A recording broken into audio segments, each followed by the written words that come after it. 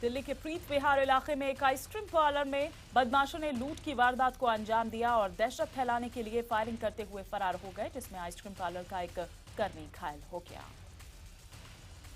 उस वक्त पार्लर में काफी बच्चे भी मौजूद थे। अचानक हुई इस फायरिंग से पार्लर में अफरा तफरी का माहौल पैदा हो गया। जान बचाने के लिए लोग इधर उधर भागने लगे।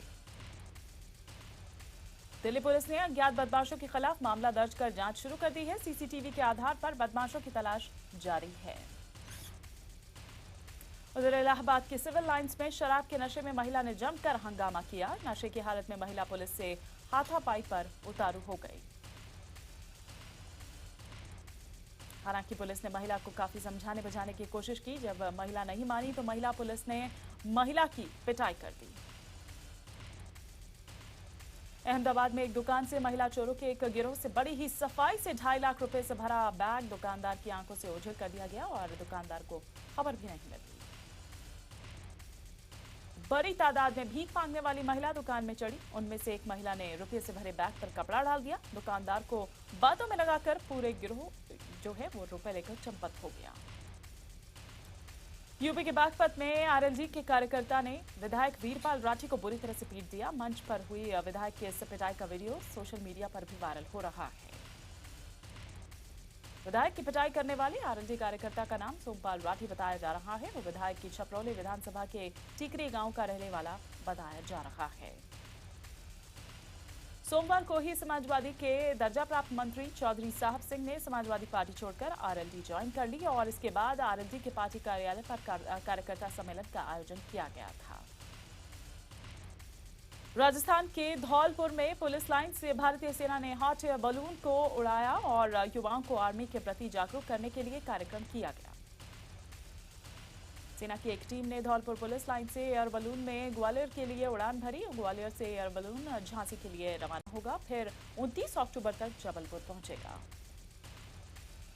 जमशेदपुर में बंद के दौरान कांग्रेस कार्यकर्ताओं ने जमकर प्रदर्शन किया। बाजार में खुली दुकानों को बंद कराया गया और आगजनी की गई। इस बंद से लोगों को खासी दिक्कतों का सामना करना पड़ा। माहौल को देखते हुए पुलिस ने कांग्रेस कार्यकर्ताओं को हिरासत में ले लिया। समाजवादी पार्टी में चल रही सियासी उथापथल के बीच मुख्यमंत्री अखिलेश यादव ने IG-7 से बात की और कहा कि अब सिर्फ 2017 के चुनाव पर फोकस करना है। बता दें कि 3 नवंबर से समाजवादी विकास रथ यात्रा की लखनऊ से शुरुआत होगी। सीएम अखिलेश यात्रा के पहले पड़ाव में लखनऊ, कानपुर, उन्नाव जाएंगे। अखिलेश ने कहा कि वो पारिवारिक कलह को लेकर चिंतित नहीं है। अखिलेश के मुताबिक उनका पूरा ध्यान रथ यात्रा पर है। यूपी के एमएलसी आशो मलिक ने मंत्री पवन पांडे के खिलाफ बंधक बनाकर पीटने का मुकदमा दर्ज कराया है। यूपी चुनाव के मद्देनजर कांग्रेस उपाध्यक्ष राहुल गांधी ने आज कांग्रेस विधायकों की मीटिंग बुलाई है। इस बैठक में प्रदेश प्रभारी गुलाम नबी आजाद, प्रदेश अध्यक्ष राजबब्बर भी मौजूद रहेंगे। यूपी में कांग्रेस की किसान यात्रा के बाद अब आगे चुनाव प्रचार के लिए रणनीति को लेकर राहुल कांग्रेस विधायकों के साथ चर्चा करेंगे। हिंदुत्व के मुद्दे पर सुनवाई करने से पहले इधर सुप्रीम कोर्ट के 7 जजेस की बेंच ने इनकार कर दिया। संवैधानिक पीठ ने यह कहा कि हिंदुत्व धर्म है या विचारधारा, इसकी सुप्रीम कोर्ट व्याख्या नहीं करेगा। मुख्य न्यायाधीश TS ठाकुर ने यह कहा कि पीठ कोर्ट के 1995 के फैसले पर दोबारा विचार नहीं करेगा। हैदराबाद में राष्ट्रीय कार्यकारिणी की बैठक के आखिरी दिन आरएसएस ने प्रेस कॉन्फ्रेंस कर यह कहा कि कानूनी प्रक्रिया पूरी होने के बाद अयोध्या में राम मंदिर बनना चाहिए। भैयाजी जोशी ने यूपी चुनाव पर यह कहा कि इसमें आरएसएस की भूमिका नहीं होगी, ये बीजेपी का काम है। संघ के सह कार्यवाहक भैयाजी जोशी ने संघ कार्यकर्ताओं पर हमले की निंदा की, साथ ही गौरक्षकों की सुरक्षा की मांग भी की। देश में चल रही ट्रिपल तलाक को मुस्लिम समाज की आंतरिक समस्या बताते हुए भैयाजी जोशी ने इधर महिलाओं के साथ भेदभाव को गलत ठहराया। AIMIM के अध्यक्ष असदुद्दीन ओवैसी ने 3 तलाक के मुद्दे पर आरएसएस की चिंता पर कहा कि मामले का राजनीतिकरण किया जा रहा है। बीजेपी यूपी और दूसरे राज्यों के चुनावों को देखते हुए मतदाताओं के ध्रुवीकरण करने में लगी हुई है। इधर करण जौहर से 5 करोड़ आर्मी फंड में दिलवाए जाने को लेकर रक्षा मंत्री मनोहर पर्रिकर ने कहा कि किसी की गर्दन पकड़कर दान नहीं लिया जा सकता। मुख्यमंत्री फडणवीस के मुताबिक उन्होंने भी बैठक में एमएनएस की 5 करोड़ की मांग का विरोध किया था। उधर सूत्रों के मुताबिक आर्मी इस फंड को लेने के लिए तैयार नहीं। शिवसेना ने अपने मुखपत्र सामना के जरिए टाटा सन्स के अध्यक्ष पद से हटाए गए साइरस मिस्त्री के कंधों पर बंदूक रखकर पीएम मोदी पर तंज कसा है। सामना में ये लिखा गया है कि सिर्फ 4 साल में ही मिस्त्री को हटाकर फिर रतन टाटा को लाना पड़ा। ये मोदी को हटाकर आडवाणी को ही फिर से लाने जैसा है। कभी बिहार की सड़कों को फिल्म अभिनेत्री हेमा मालिनी के गानों जैसा खूबसूरत बनाने का दावा करने वाले लालू प्रसाद का हेमा मालिनी के प्रति जबरदस्त क्रेज एक बार फिर से देखने को मिला है। पटना में एक स्टेज परफॉर्मेंस के लिए पहुंची हेमा की लालू ने जमकर तारीफ की। लालू यादव ने बताया कि हेमा मालिनी के नाम पर उन्होंने अपनी बेटी का नाम रखा है। लालू बोले कि हम लोग हेमा जी को बहुत प्यार करते हैं। मंगलवार को बीजेपी नेता यशवंत सिन्हा के नेतृत्व में 5 सदस्यीय प्रतिनिधिमंडल ने अलगाववादी नेताओं हैदर गिलानी और मीरवाइज उमर से मुलाकात की। जेएनयू में मणिपुर के एक छात्र जेआर फिलमन और का जो शव है वो हॉस्टल के एक कमरे में मिला। फिलमन पश्चिम एशिया विषय पर पीएचडी कर रहा था। मणिपुर का छात्र फिलमन का शव ब्रह्मपुत्र छात्रावास के कमरा नंबर 171 में मिला। फिलमन 3 दिन से लापता था। पाकिस्तान कलाकारों को बैन करने पर अजय देवगन ने कहा कि हम सभी साथ मिलकर काम करते हैं और जानते हैं कि दोनों देशों के बीच कोई आतंकवादी आंदोलन नहीं है। अजय ने यह भी कहा कि पाकिस्तानी कलाकार के साथ काम करने पर आप किसी फिल्म निर्माता पर सेना राहत कोष में 5 करोड़ देने के लिए दबाव नहीं बना सकते। पाकिस्तान की ओर से की गई फायरिंग का बीएसएफ ने मुंह तोड़ जवाब दिया। बीएसएफ ने पाक रेंजर्स के 6 पोस्ट को नष्ट कर दिया और 3 पाक रेंजर्स को मार गिराया। जम्मू के अलग अलग सेक्टर में मंगलवार फिर पाकिस्तान की तरफ से काफी गोलीबारी हुई। आरसपुरा में पाकिस्तान की ओर से फायरिंग में 10 लोग घायल हो गए। सरहद पर पाकिस्तान की ओर से फायरिंग हो रही है, लेकिन उल्टा पाकिस्तान के विदेश मंत्रालय ने इस्लामाबाद में भारतीय उच्चायुक्त को तलब किया। जम्मू कश्मीर के राजौरी और पुंछ सेक्टर में हो रही गोलीबारी के बाद यहां एहतियातन कई स्कूल्स को बंद कर दिया गया है। केंद्रीय मंत्री प्रकाश जावड़ेकर की राज्य के शिक्षा मंत्रियों और अधिकारियों के साथ हुई बैठक के दौरान सीबीएसई में 10वीं बोर्ड अनिवार्य करने का कोई फैसला नहीं हो पाया। केंद्रीय शिक्षा सलाहकार बोर्ड की बैठक में मनीष सिसोदिया ने जावड़ेकर को एचआरडी मिनिस्ट्री का नाम बदलकर शिक्षा मंत्रालय रखने का सुझाव भी दिया। दिल्ली में शक्ति स्थल और शांति वन को N5H8 वायरस की वजह से आम लोगों के लिए बंद कर दिया गया है। 4 पक्षियों की मौत के बाद आज मंत्री गोपाल राय ने शक्ति स्थल जाकर जायजा लिया। इसके साथ ही कृषि मंत्री से मुलाकात कर मदद मांगी। टाटा ग्रुप ने supreme court, Bombay high court और कंपनी लॉ ट्रिब्यूनल में कैवियट कर दी और इसके साथ ही साथ किसी तरह के फैसले से पहले अपना पक्ष रखने का मौका देने की अपील की। टाटा सन्स की कार्यकारी सीईओ रतन टाटा ने टाटा ग्रुप के सभी सीईओज के साथ बैठक की। इधर सूत्रों के मुताबिक रतन टाटा ने सभी सीईओ से मिस्त्री पर इस्तीफे के लिए दबाव बनाने को कहा। चेयरमैन पद से हटाए गए साइरस मिस्त्री ने सोचने के लिए वक्त मांगा है। मिस्त्री ने बोर्ड से ये पूछा है कि आखिर उन्हें हटाने में इतनी जल्दबाजी क्यों दिखाई गई। उधर कंपनी के नए चेयरमैन की तलाश शुरू हो गई है। रेस में नोएल टाटा और इंदिरा नुई समेत 5 लोगों के नाम की चर्चा है। साइरस को टाटा समूह के चेयरमैन पद से हटाए जाने के बाद आज टाटा ग्रुप की कंपनीज के शेयरों में गिरावट दर्ज की गई। कबड्डी खिलाड़ी रोहित शर्मा को पत्नी की खुदकुशी के मामले में कोर्ट ने 14 दिनों की न्यायिक हिरासत में भेज दिया है। बीएमसी ने हाई कोर्ट ने इधर दावा यह किया है कि दिवाली से पहले मुंबई की सड़कों में सभी गड्ढे भर दिए जाएंगे। बॉम्बे हाईकोर्ट ने यह आदेश दिया है कि शहर में सभी अवैध पटाखों की दुकान को हटा दिया जाए। पेंड्रा में हुए हादसे के बाद बीएमसी ने आदेश दिया है कि अवैध तरीके से ऊपर बढ़ाई गई झोपड़पट्टियों को लोग खुद कम कर लें, नहीं तो वो 7 दिन बाद कार्रवाई करेगी। मुंबई के पवई इलाके में नाबालिग का रेप करने के मामले में एक आरोपी को गिरफ्तार कर लिया गया है, जबकि बाकी की तलाश अभी जारी है। मुंबई एयरपोर्ट पर दुबई से आ रहे एक शख्स को मोबाइल की तस्करी के आरोप में गिरफ्तार किया गया। इधर महाराष्ट्र सरकार दिवाली के मद्देनजर चने की दाल 70 रुपए प्रति किलो में आम जनता को मुहैया कराएगी।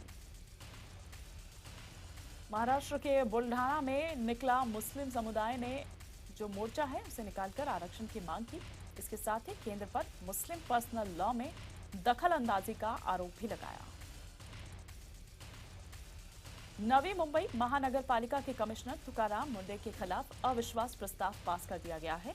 अवैध निर्माण गिराने के अभियान को लेकर सभी पार्टियां तुकाराम के खिलाफ एकजुट नजर आईं। IBN 7 से खास बातचीत में पंजाब के डिप्टी CM सुखबीर बादल ने अगले साल होने वाले चुनाव में कांग्रेस से मुख्य मुकाबले की बात कही। बादल के मुताबिक आम आदमी पार्टी को मुश्किल से 10 सीटें मिलेंगी। आम आदमी पार्टी ने सुखबीर बादल पर पलटवार करते हुए कहा कि दिल्ली में भी इन पार्टियों को गलतफहमी थी, लेकिन परिणाम उल्टा आया। चुनाव से ठीक पहले पंजाब सरकार ने अस्थायी और ठेकों पर काम कर रहे 27,000 कर्मचारियों को पक्का करने का फैसला किया है। ट्विटर पर केजरीवाल और अमरिंदर की जंग को लेकर बीजेपी ने यह कहा कि दोनों पार्टियों का जमीन पर कोई वजूद नहीं है, इसीलिए सोशल मीडिया पर लड़ रहे हैं। इलाहाबाद हाईकोर्ट की लखनऊ बेंच ने डेंगू पर सरकार को कड़ी फटकार लगाई। कोर्ट ने यहां तक कह दिया कि अगर सरकार जनता के स्वास्थ्य की रक्षा नहीं कर सकती तो क्यों नहीं यहां राष्ट्रपति शासन लगाने की सिफारिश कर दी जाए। इधर पीएम मोदी ने शुक्रवार को दिल्ली के इंदिरा गांधी इंडोर स्टेडियम में जनजातीय कार्निवल का उद्घाटन किया। 29 अक्टूबर तक चलने वाले इस कार्निवल में लगभग 1600 जनजातीय कलाकारों का हिस्सा लेने की उम्मीद है। गया के आदित्य सचदेवा रोडवेज मामले में पुलिस ने आरोपी रॉकी यादव का पासपोर्ट जब्त करने की याचिका दाखिल की है ताकि वो देश के बाहर ना जा सके। डीएमके ने कावेरी मुद्दे पर विपक्षी दलों के साथ बैठक की। इधर इसमें 3 प्रस्ताव पास किए गए।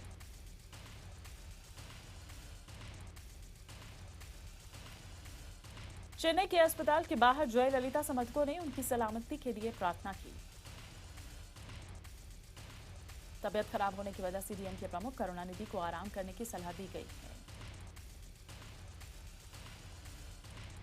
पार्टी की तरफ से प्रेस रिलीज जारी कर यह बताया गया है कि नियमित तौर पर ली जा रही कुछ दवाओं से करुणानिधि को एलर्जी हो गई है। कर्नाटक के हरिहर स्टेशन पर एक इंटरसिटी एक्सप्रेस को कोर्ट के आदेश पर जब्त कर लिया गया है। स्टेशन पर करीब 2 घंटे तक ट्रेन खड़ी रही और यात्री परेशान होते रहे। रेलवे अधिकारियों की तरफ से मुआवजा देने का लिखित भरोसा देने पर ट्रेन को आगे जाने दिया गया। कोर्ट ने साल 2006 में रेलवे प्रोजेक्ट के लिए जमीन देने के लिए एक किसान को मुआवजा नहीं दिए जाने के मामले में ट्रेन जब्त करने का आदेश दिया। सुप्रीम कोर्ट ने 1 महीने के भीतर विजय माल्या से अपनी विदेशी संपत्ति का ब्यौरा देने के लिए कहा है। कोर्ट ने यह भी कहा कि वो ये भी बताया कि उन्होंने डियागो से मिले 267 करोड़ का क्या किया। मामले की अगली सुनवाई 24 नवंबर को होगी। एम्ब्रॉयर डील मामले में खुलासा हुआ है कि इंडियन एयरफोर्स से एयरक्राफ्ट डील हासिल करने के लिए $5 मिलियन मतलब करीब आप सोच सकते हैं कि 39 करोड़ रुपए की घूस दी गई थी। यह खुलासा तब हुआ जब एम्ब्रॉयर भ्रष्टाचार के आरोपों के निपटारे के लिए 13 अरब से ज्यादा की रकम देने के लिए तैयार हो गई। देखिए, व्यवसाय के 2 बेटों को छोड़ने की एवज में अपहरणकर्ताओं ने 4 करोड़ रुपए की फिरौती मांगी। दोनों 21 अक्टूबर को पटना से अगवा किए गए थे। शादी कर अहमदाबाद आई 2 पाकिस्तानी महिलाएं अहमदाबाद से गायब हैं। अपने बच्चों और पासपोर्ट को लेकर गायब हुई महिलाओं की तलाश की जा रही है। गुजरात के जूनागढ़ में छेड़छाड़ से परेशान एक लड़की ने खुदकुशी कर ली। 2013 में इस लड़की ने तत्कालीन सीएम नरेंद्र मोदी के सामने बेटी बचाओ विषय पर भाषण भी दिया था। वाराणसी में एक घर में अवैध रूप से पटाखा बनाते वक्त धमाका हो गया, जिसमें 3 लोगों की मौत हो गई। पश्चिम बंगाल के सिलीगुड़ी में 2 बसेस में आपस में भिड़ंत हो गई, जिसमें 2 लोगों की मौत हो गई और 24 लोग घायल हो गए। उत्तर प्रदेश के आगरा में अवैध शराब की 100 पेटियां बरामद की गई हैं। पुलिस के मुताबिक हरियाणा से शराब लाई गई।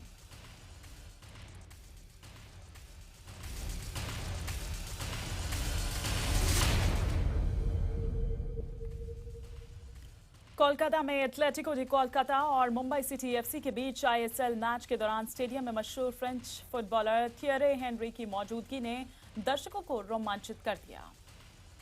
आईएसएल प्रमुख नीता अंबानी ने कहा कि बहुत खास रहा, हमारे बीच फुटबॉल मैच देखने के लिए थियरे हेनरी थे और भारतीय फुटबॉल की लोकप्रियता भारत ही नहीं बल्कि दुनिया भर में है।